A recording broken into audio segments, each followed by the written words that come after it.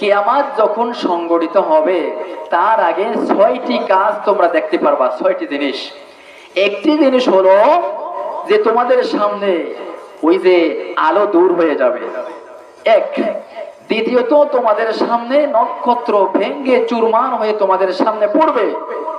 তৃতীয়ত, তোমাদের সামনে ওই যে বিশাল বিশাল পাহাড় দেখতেছো, সেই পাহাড়গুলো ভেঙ্গে চয়ে চুরমার হয়ে তখন নিম্নগামী হতে থাকবে।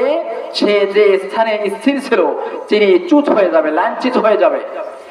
তারপরে তোমাদের সামনে দেখবা জমিন দোলাদুলি করে। যখন পাহাড় না থাকবে তখন জমিন দোলাদুলি করা শুরু করবে। আল্লাহ তাআলা সে কথা কোরআনে পাকের ভিতরে বলেছেন, ও দুনিয়ার মানুষ শোনো, তোমাদের জন্য ভালোবেসে আমি জমিন তৈরি করেছি। আল্লাহ পাক বলেছেন, সপ্ত আকাশ এবং 7টি জমিন তোমাদের জন্য তৈরি করেছি।